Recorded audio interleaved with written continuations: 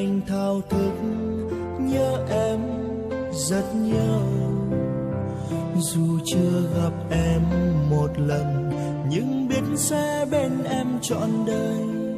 Anh luôn mong một ngày được gặp em. Hãy ngủ ngoan đi nhé, vợ yêu tương lai của anh.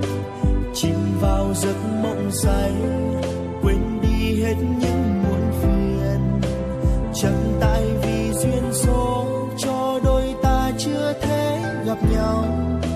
Người hãy chờ anh nhé, anh sẽ đến bên em ngay thôi.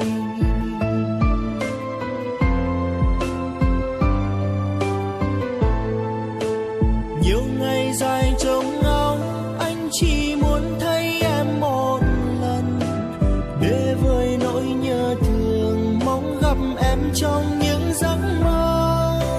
Dù rằng lòng vẫn biết chưa đến lúc ta là của nhau, nhưng rất muốn bên em để cùng em sớt chia buồn vui.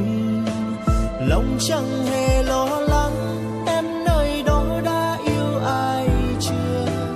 Anh vẫn chỉ cô đơn là vì em có biết không? Chờ từng ngày trôi đi, mong đến lúc anh gặp được em.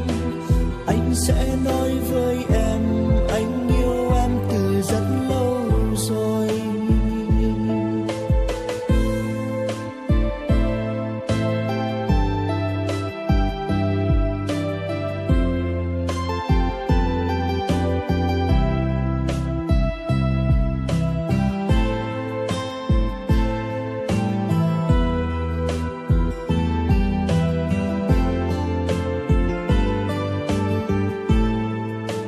Hãy ngủ ngoan đi nhé, vợ yêu tương lai của anh.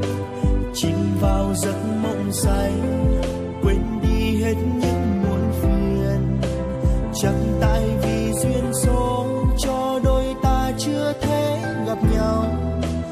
Người hãy chờ anh nhé, anh sẽ đến bên em ngay thôi.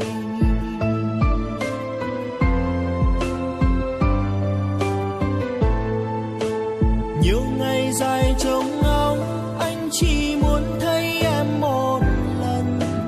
Để vơi nỗi nhớ thương, mong gặp em trong những giấc mơ. Dù rằng lòng vẫn biết chưa đến lúc ta là của nhau, nhưng rất muốn bên em để cùng em sớt chia buồn vui. Lòng chẳng hề lo lắng em nơi đó đã yêu ai chưa. Anh vẫn chỉ cô đơn là vì em có biết không? Chờ từng ngày trôi đi, mong đến lúc anh gặp được em. Anh sẽ nói với em anh yêu em từ rất lâu rồi. Nhiều ngày dài trông ngóng, anh chỉ muốn thấy em một lần. Để vơi nỗi nhớ thương, gặp em trong giấc mơ. Dù rằng lòng vẫn biết chưa đến lúc ta là của nhau, nhưng rất muốn bên em để cùng em sớt chia buồn vui. Lòng chẳng hề lo lắng